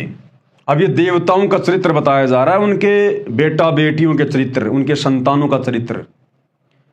जिस स्वर्ग में जाने के लिए, जन्नत में जाने के लिए लोग साधना कर रहे हैं, इतना प्रयास कर रहे हैं, वो कितना घटिया स्थान है। यहां की तुलना में यहां से भी ज्यादा बकवाद है वहां, यहां से भी ज्यादा बकवाद। वहां केवल अपनी भक्ति का आनंद उठाया जाता है, केवल अपनी भक्ति का भोग भोगा जाता है। वहां जो कमाई हमने यहां की है मनुष्य शरीर में, कुछ समय के लिए काल हमारे को जन्नत में, स्वर्ग में भेज देता है और हम अपनी भक्ति कमाई को वहां बकवाद करके नष्ट कर सकते हैं। इससे ज्यादा वहां और कुछ नहीं है। तो देवताओं का चरित्र बता रहे हैं परमात्मा, उनके संतानों का चरित्र। स्वर्ग यानी जन्नत में नल तथा कुब्बर नाम के दो देवता थे जो कुबेर देवता के पुत्र थे। एक दिन दोनों ने शराब पी ली और एक दरिया के किनारे नंगे होकर उत्पात करने लगे। शराब के नशे में वो दोनों कुबेर देवता के बेटे, दोनों भाई, और नंगे होकर कपड़े निकाल दिए और नंगे होकर वहां पर अश्लील हरकतें करने लगे, उत्पात मचाने लगे। पास में ही एक दरिया थी, वहां पर अन्य देवताओं की बहन बेटियां, उनकी औरतें नहा रही थी और उनकी तरफ अश्लील इशारे कर रहे थे शराब के नशे में। उस दरिया में, उसी स्थान पर देवताओं यानी फरिश्तों की पत्नियां, बेटियां स्नान कर रही थी, जो शर्म के मारे मुंह फेर कर दरिया के जल में गहरे पानी में खड़ी थी। ऋषि नारद जी वहां से गुजर रहे थे। नल तथा कुब्बर ने ऋषि नारद जी की भी शर्म नहीं की, उसी प्रकार औरतों की ओर अभद्र संकेत करते रहे। ऋषि जी ने उनको समझाया, परंतु शराब जो सिर में चढ़ी थी नहीं माने। तो नारद ऋषि जी ने शराब दे दिया कि तुम स्वर्ग यानी जन्नत में रहने योग्य नहीं हो। पृथ्वी के ऊपर जड़ जूनी में पेड़ों के रूप में उत्पन्न हो, दोनों की मृत्यु स्वर्ग में हो गई। दोनों पृथ्वी के ऊपर अर्जुन तथा जुमला के वृक्ष कालिदय नामक झील के किनारे हो गए। तो भैया जिस जन्नत में, जिस स्वर्ग में फ्री में शराब बढ़ती हो, वहां फिर ये होता है अश्लीलता, नग्नता, फूहड़ता, बढ़वागिरी और फिर कहते हो हम जन्नत में जाएंगे। अरे फिर तो दारू का ठेका, ये जो बियर बार खोल रखे लोगों ने, ये फिर वो जन्नत ही तो है, और क्या है। अरे जन्नत में यही तो है। यहां जैसे बियर बार में जाओ, वहां पर शराब पियो, जो मर्जी करो, आप लड़कियों का डांस देखो, वही ऊपर हो रहा है। तो वो तो तुम यहां कर लो। अगर तुम्हें जन्नत देखने का शौक है, अगर तुम्हें स्वर्ग देखने का शौक है, तो किसी बियर बार में जाके देख लो वहां पर क्या होता है। वही फूड़ता, नगनता, अश्लीलता, वही सब कुछ वहां होता है। तो क्या करोगे वहां जाके? जहां शराब पीने को मिलती है और जो अल्लाह शराब का लोभ देकर अपनी इबादत में लगाता है, वह कादिर अल्लाह नहीं है, वह काल ज्योति निरंजन है, शैतान है, जो इस प्रकार का लोभ लालच देकर तुम्हारे कर्म फुड़वाता है। शतलोक के अतिरिक्त किसी भी लोक की जन्नत यानी स्वर्ग तथा महास्वर्ग यानी ब्रह्मलोक, बड़ी जन्नत में कोई व्यक्ति सदा नहीं रह सकता। कबीर परमात्मा अल्लाह कबीर की ओरिजिनल जन्नत शतलोक के अलावा कोई भी प्राणी सदा सदा के लिए इस काल ब्रह्मांड के लोक में ना तो महास्वर्ग में रह सकता, ना स्वर्ग में रह सकता। केवल कुछ समय के लिए जाओगे, यदि तुम्हारे थोड़े बहुत अच्छे पुण्य कर्म हैं तो उसके बाद तुम्हें जहन्नुम में, नरक में पटका जाएगा, फिर 84 लाख योनियों में। यह 100% सत्य है। विशेष कुरान मजीद की उपरोक्त सूर 7:38 की आयत नंबर 45 से 51 में यह भी लिखा है कि जन्नत यानी बहिश्त में जाने वालों को हम उम्र अपनी आयु के समान आयु वाली बीवियां, पत्नियां मिलेंगी, जो नीची निगाहों वाली यानी बड़ी शर्मीली होंगी। इस काल ज्योति निरंजन अल्लाह, कुरान का ज्ञान देने वाले अल्लाह ने कहा कि जैसा मुसलमान भाई मानते हैं कि सब कयामत तक मरते रहेंगे, उनको कब्रों में, जमीन में दफनाते दबाते रहेंगे, जब कयामत यानी प्रलय आएगी सब जिंदा किए जाएंगे यानी जीवित किए जाएंगे। जो मुसलमान आज्ञाकारी अल्लाह के आदेश अनुसार चलने वाले हैं उनको जन्नत में, तथा जो काफिर यानी अवज्ञाकारी, बदी करने वाले हैं, उनको जहन्नुम यानी नरक में रखा जाएगा। अब विचार करो गुरुदेव भगवान क्या कहना चाह रहे हैं मुसलमान धर्म के भाई बहनों से। कोई तो 2 वर्ष का मर जाता है, कोई 10 वर्ष का, कोई जवान, कोई वृद्ध, कोई 80-85 वर्ष का मरता है। अब तुम मुसलमानों के अनुसार, और तुम इस आयत का हवाला दे रहे हो कि भाई जब हम जन्नत में जाएंगे तो वहां पर हमारे को हम उम्र की बीवियां मिलेंगी। हम उम्र की, हम उम्र यानी जो मुसलमान जिस उम्र में कब्र में दबाया जाता है उसी उम्र की बीवियां उसको मिलेंगी। तो मान लीजिए कोई लड़का 2 साल का होके मर गया और कब्र में दबा दिया गया, तो जब वो वहां जाएगा तो उसको तो 2 साल की बीवी मिलेगी, क्योंकि वो तो 2 साल का उस कब्र में दबाया गया ना। तो 2 साल की बीवी का क्या सुख भोगेगा तू। और कोई मुसलमान 60 साल का होके मरता है, कोई 80 साल का होके मरता है, तो वहां तो हम उम्र की बीवियां मिलेंगी ना। तो जो मुसलमान 80 साल का होके मरा, 90 साल का होके मरा और कब्र में दबाया गया, और जब वो जन्नत में जाएगा तो उसको तो 80 साल की बीवी मिलेगी, 90 साल की वो बुढ़िया मिलेगी। तो क्या खाक सुख है फिर वहां जन्नत में, जब 90 साल की तुम्हारे को वहां पर बीवियां मिलेंगी हम उम्र की। तो भाई ये तुम्हारा मनमाना आचरण है, तुम्हारी बुद्धि के दरवाजे बंद हैं। सतगुरु रामपाल जी भगवान ये अल्लाह अकबर आकर ये बंद दरवाजे अपना तत्व ज्ञान देकर खोल रहा है। भाई समझने का प्रयास करो, मूर्खता में मत जियो। कोई तो 2 वर्ष का मर जाता है, कोई 10 वर्ष का, कोई जवान, कोई वृद्ध 80-85 वर्ष का मरता है। उनकी हम उम्र बीवियां भी उसी आयु की मिलेंगी। 60 वर्ष के पुरुष की 60 वर्ष की बीवी होगी, 70 वर्ष के पुरुष की 70 वर्ष की बीवी होगी। ऐसे ही अन्य आयु वालों की दशा होगी। वे चाहे नीची निगाह वाली हो चाहे ऊंची निगाह वाली हो, उनको जन्नत में क्या खाक सुख मिलेगा। ये काल ज्योति निरंजन का जाल है, ये शैतान का जाल है जो तुम्हारे को भ्रमित कर रखा है मुसलमान भाई बहनों को। इसके द्वारा भ्रमित ज्ञान दिया जाता है ताकि सब मानव पाप करके यहीं जन्मते मरते रहें, नरक, स्वर्ग व अन्य पशु पक्षियों के शरीरों में भटकते रहें। अगला सवाल, ये कैसे माना जाए कि कुरान मजीद का ज्ञान देने वाला काल ज्योति निरंजन है। तो गुरुदेव भगवान ने उत्तर दिया, प्रमाण पवित्र पुस्तक कुरान मजीद में ही पर्याप्त है। आप जी को यह तो ज्ञान है कि हजरत आदम से लेकर हजरत मोहम्मद तक का खुदा एक ही है, यानी शैतान जिसने हजरत मूसा के ऊपर तौरात पुस्तक को उतारा, हजरत दाऊद के ऊपर जबूर को उतारा, हजरत ईसा के ऊपर इंजिल को उतारा और हजरत मोहम्मद जी पर कुरान शरीफ को उतारा। हजरत मूसा जी को भी पवित्र पुस्तक तौरात उसी ने प्रदान की यानी नाजिल की थी। कुरान मजीद सूर अल कसम 28 आयत नंबर 29 और 32 में तथा सूर ताहा 20 आयत नंबर 9 से 23 में लिखा है कि हजरत मूसा ने तुर यानी कातुर पर्वत के ऊपर आग जलती यानी ज्योति देखी। उसने अपने परिवार के लोगों से कहा, तुम सब यहीं ठहरो, मैं उस आग से तुम्हारे लिए अंगार ले आता हूं। जब मूसा उस आग के निकट पहुंचा तो देखा कि वह लकड़ी से जलने वाली आग नहीं है, वह तो अलौकिक प्रकाश है। उस रोशनी से आवाज आई कि हे मूसा, मैं तेरा रब हूं। ये शैतान, ये काल, ये ब्रह्म, ये किसी के सामने अपने ओरिजिनल रूप में प्रत्यक्ष प्रकट नहीं होता, किसी को दर्शन नहीं देता। इसने कसम खा रखी है, सौगंध खा रखी है, इसको श्राप लगा हुआ है। तो वहां पर वो प्रकाश के पीछे छुपा रहा और मूसा से कहा कि ए मूसा, मैं तेरा रब हूं, तेरा अल्लाह हूं। ये ऐसे ही भ्रमित करता है। तू जूती उतार कर नंगे पैरों से इस पर्वत पर चढ़।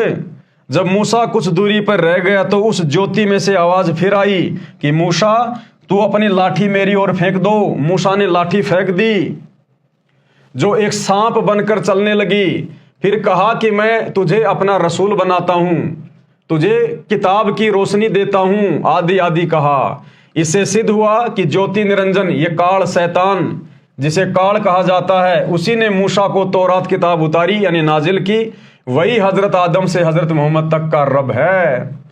इसने प्रतिज्ञा कर रखी है, इस शैतान ने, इस काल ने कसम खा रखी है कि मैं अपने वास्तविक स्वरूप में किसी को दर्शन नहीं दूंगा, सब कार्य करूंगा। कसम किस लिए खा रखी है ये आप इसी पुस्तक के पेज नंबर 183 से 228 तक अध्याय सृष्टि रचना में पढ़ें। श्रीमद् भगवत गीता का ज्ञान भी इसी ज्योति निरंजन, इसी शैतान ने, इसी काल ने, काल ब्रह्म ने श्री कृष्ण जी में प्रवेश करके अर्जुन को बताया था।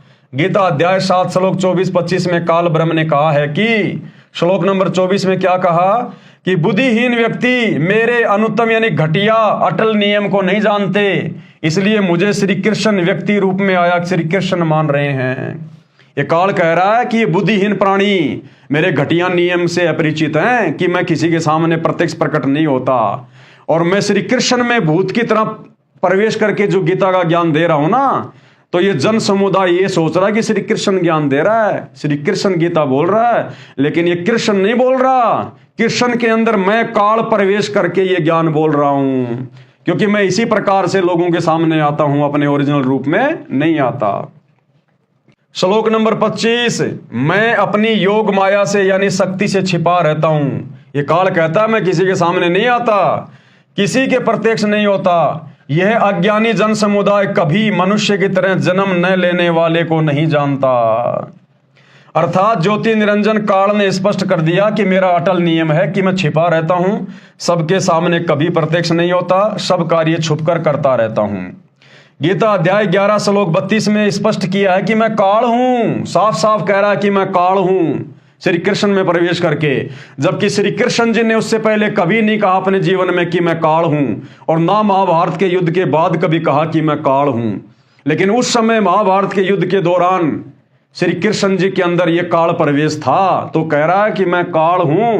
अध्याय 11 श्लोक 32 में स्पष्ट किया है कि मैं काल हूं, और सबका नाश करने के लिए अब श्री कृष्ण में आया हूं, यानी कृष्ण के शरीर में प्रवेश हुआ हूं। इसी श्री कृष्ण के शरीर में प्रवेश करके श्रीमद् भगवत गीता का ज्ञान बोला था। ऐसे ही चारों किताबों, मुसलमानों के जो 4 आसमानी पुस्तकें हैं, जबूर, तौरात, इंजिल तथा कुरान का ज्ञान गुप्त रहकर बताया है, सामने आके नहीं बताया, गुप्त होकर बताया। ये कादिर सृष्टि की उत्पत्ति करने वाला अल्लाह नहीं है। कबीर खुदा ने इसको काल कराल यानी शैतान कहा है। तो भाइयों और बहनों, आज के वीडियो में हम केवल इतना ही लेंगे। कल हम आगे बढ़ेंगे पेज नंबर 91 से और देखेंगे कि कबीर परमात्मा, अल्लाह अकबर, कादिर अल्लाह, सतगुरु रामपाल जी भगवान ने और क्या जानकारी मुसलमान धर्म से जुड़े हुए भ्रमित भाई बहनों को समझाने की दृष्टि से लिखी है। कल रात्रि 8 बजे सभी भाई बहन फिर से लाइव जुड़िए। तब तक गुरुदेव भगवान हम सबको आज्ञा दें, इजाजत दें, सद्बुद्धि दें, आशीर्वाद दें। बंदी छोड़ अल्लाह कबीर सतगुरु रामपाल जी परमेश्वर जी की जय हो।